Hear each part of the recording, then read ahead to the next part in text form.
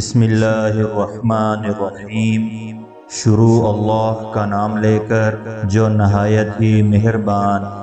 اور رحم کرنے والا ہے۔ ناظرین، آج کی اس ویڈیو میں ہم آپ کو مریض کی عیادت کے کچھ آداب اور مسنون اعمال بتائیں گے کہ مریض کی عیادت کیسے کرنی ہے، اور ساتھ ہی آپ کو کچھ دعائیں بھی سکھلائیں گے جو کہ بیماری و مرض دور کرنے کے لیے مجرب ہیں۔ اس لیے ہماری اس ویڈیو کو آخر تک دیکھیں، اور اگر آپ نے اس چینل کو سبسکرائب نہیں کیا تو چینل کو سبسکرائب بھی کر لیں۔ اسلام دین فطرت ہے، اور مریض کی عیادت کرنے سے بیمار یا مریض شخص کو تسلی ہوتی ہے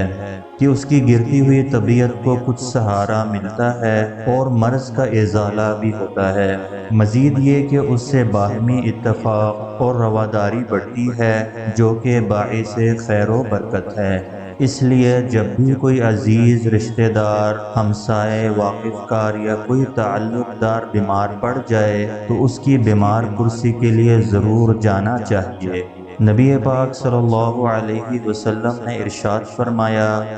کہ مسلمان کے مسلمان پر 5 حق ہیں۔ پہلا، سلام کا جواب دینا۔ دوسرا، مریض کی عیادت کرنا۔ تیسرا، جنازوں کے ساتھ جانا۔ چوتھا، دعوت کو قبول کرنا۔ اور پانچواں، چھینک لینے والے کا جواب دینا۔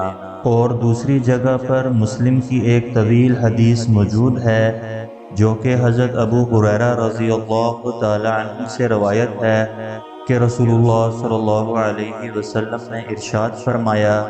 کہ اللہ تبارک و تعالی قیامت کے دن فرمائے گا، اے ابن آدم،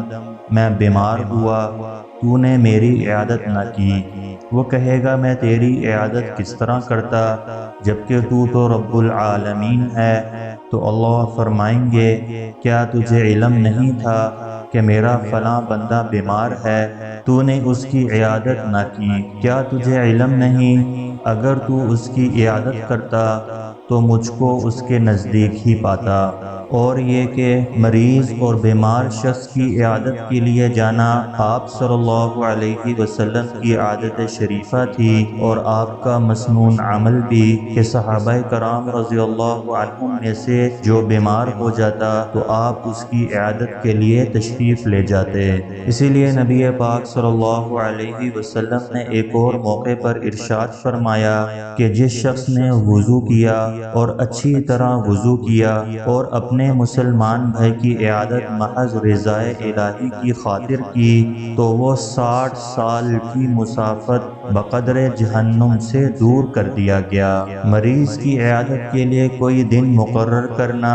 حضرت صلی اللہ علیہ وسلم کی سنت طیبہ میں سے نہیں ہے، بلکہ آپ صلی اللہ علیہ وسلم دن یا رات کے اوقات میں حسب ضرورت مریضوں کی عیادت فرماتے تھے۔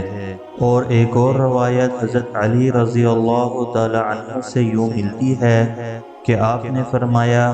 کہ جو شخص بعد زوال مریض کی عیادت کے لیے گیا تو اس کے لیے 70,000 فرشتے نکلتے ہیں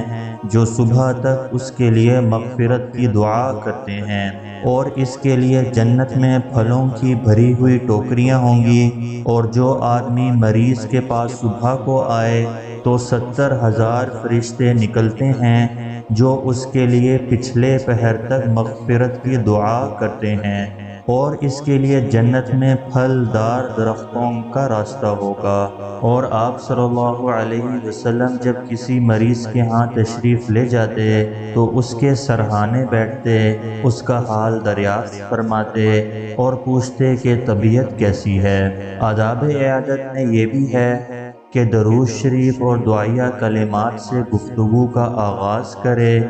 مریض اور اس کے رشتہ داروں کو تسلی دے کہ انشاءاللہ جلد شفا ہو جائے گی، اور اس تکلیف سے گناہ ختم ہوں گے اور درجات میں ترقی ہوگی، اور اللہ تعالی رحم فرمائیں گے۔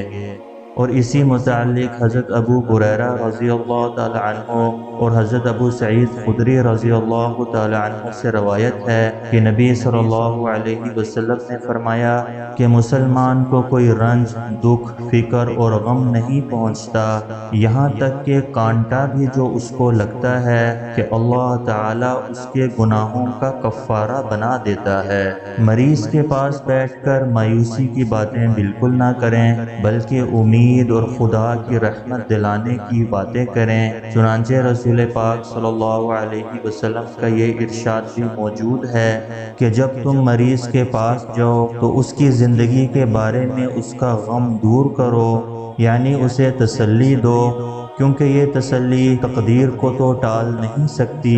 لیکن اس سے مریض کا دل ضرور خوش ہوتا ہے۔ اس سے معلوم ہوا کہ مریض کی بیمار پرسی کے دوران اس کی دل جوئی کے لیے مناسب باتیں کرنی چاہیے تاکہ وہ خوش ہو، اور ایسی مایوسی کی باتیں نہیں کرنی چاہیے جس سے وہ مزید تکلیف کے اندر مبتلا ہو جائے۔ تو جب بھی کسی مریض کے پاس عیادت کے لیے پہنچیں تو سب سے پہلے سلام و دعا عند الملاقات ہو، اور پھر اس کی دلجوئی کے لیے تسلی کے کلمات کہیں، اور بعد میں مریض کے لیے دعا کریں، اور حتیٰ کہ مریض سے اپنے حق میں بھی دعا کروائیں، کیونکہ حضرت عمر رضی اللہ تعالی عنہ فرماتے ہیں کہ رسول اللہ صلی اللہ علیہ وسلم نے ارشاد فرمایا کہ جب تم کسی مریض کی عیادت کو جاؤ تو اس سے کہو کہ وہ تمہارے لیے دعا کرے، اس لیے کہ اس کی دعا فرشتوں کی دعا کی مانند ہوتی ہے۔ اور حضرت ام سلمہ رضی اللہ تعالی عنہا بھی کہتی ہیں کہ جناب رسول اللہ صلی اللہ علیہ وسلم نے فرمایا کہ جب تم کسی مریض کے پاس جاؤ یا کسی قریب المرگ شخص کے پاس جاؤ تو اس کے سامنے بھلائی کا کلمہ زبان سے نکالو، کیونکہ تم جو کچھ کہتے ہو فرشتے اس پر آمین کہتے ہیں۔ اور آپ صلی اللہ علیہ وسلم کی عادت شریفہ بھی تھی کہ آپ مریض کی پیشانی یا تکلیف والی جگہ پر اپنا دست مبارک رکھتے اور دعا کرتے۔ وہ دعا کے الفاظ یہ ہیں: اسأل اللہ العظیم رب العرش العظیم ان یشفیک۔ اس دعا کو 7 مرتبہ پڑھ کر دم کریں، انشاءاللہ شفا ہوگی۔ اور ایک اور دعا بھی منقول ہے: اللہم اذہب البأس رب الناس واشف انت الشافی لا شفاء الا شفاؤک شفاء لا یغادر سقما۔ اور ایک بہت ہی مختصر دعا بھی موجود ہے کہ اس دعا کو پڑھ لیا جائے: اللہم اشفہ اللہم عافہ۔ تو ان دعاؤں کے کلمات کے ساتھ مریض کے حق میں دعا کریں اور اس پر دم بھی کریں، انشاءاللہ بہت جلد شفا نصیب ہوگی۔ آداب عیادت میں ایک یہ بھی ہے کہ زیادہ دیر تک مریض کے پاس نہ بیٹھیں۔ ہاں، اگر کسی کے ساتھ بے تکلفی اور محبت ہے اور مریض کی دلی خواہش بھی ہے کہ اس کے پاس بیٹھا جائے تو پھر زیادہ بیٹھنے میں کوئی حرج نہیں، بلکہ ایسی صورت میں اس کی دلجوئی کے لیے بیٹھنا چاہیے، چونکہ حضرت عبداللہ بن عباس رضی اللہ تعالی عنہ فرماتے ہیں کہ مریض کے پاس عیادت کرنے کے سلسلے میں شور و شغب نہ کرنا اور کم بیٹھنا بھی سنت ہے۔ اور اس کے ساتھ آداب عیادت میں یہ بھی ہے کہ اپنی نگاہ کو نیچی رکھیں، یہ تو عام حکم ہے، لیکن عیادت کے وقت بھی اس کی رعایت خاص رکھی جائے۔ اور آداب عیادت میں ایک یہ بھی ہے کہ مریض سے سوال اور باز پرس کم کریں۔ بہت زیادہ تفصیلات معلوم کرنے سے بسا اوقات مریض اکتا جاتا ہے اور غلط جملے بھی زبان سے ادا کر دیتا ہے کیونکہ بیماری کو برا کہنا جائز نہیں ہے۔ چنانچہ ایک روایت میں ہے کہ نبی کریم صلی اللہ علیہ وسلم کے سامنے ایک دفعہ بخار کا ذکر ہوا تو ایک شخص اسے برا کہنے لگا۔ یہ سن کر نبی پاک صلی اللہ علیہ وسلم نے فرمایا کہ بخار کو برا نہ کہو، کیونکہ بخار گناہوں کو اس طرح دور کر دیتا ہے جس طرح آگ لوہے کے میل کو دور کر دیتی ہے۔ اس حدیث سے معلوم ہوا کہ بیماری کو برا بھلا نہیں کہنا چاہیے، کیونکہ یہ بھی اللہ کی طرف سے ہوتی ہے اور وہی آدمی بیماری کا شکار ہوتا ہے جس کے ساتھ اللہ کو محبت ہوتی ہے۔ اس لیے حدیث پاک میں ہے کہ رسول اللہ صلی اللہ علیہ وسلم نے ارشاد فرمایا کہ بندے کے لیے اللہ کی طرف سے جو عظیم درجہ جنت میں مقرر ہوتا ہے وہ اسے اپنے عمل کے ذریعے حاصل نہیں کر سکتا،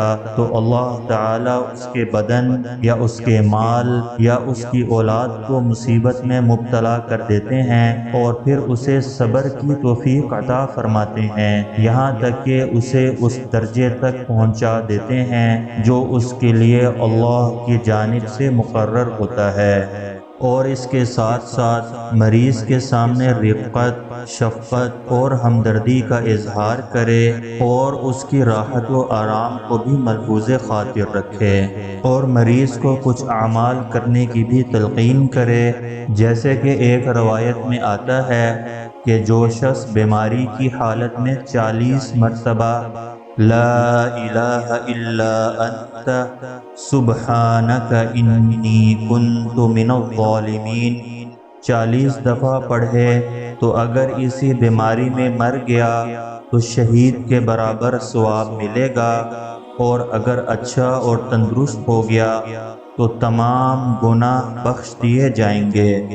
اسی لیے جب بھی کسی مریض کے پاس جائیں تو ان بتائے گئے اعمال اور آداب کا خیال رکھیں اور اس مریض سے اپنے حق میں اور اس کے حق میں بھی دعا کریں۔ اور اگر آپ کو یہ ہماری ویڈیو پسند آئی ہے تو لائک، کمنٹ اور شیئر بھی کر دیں۔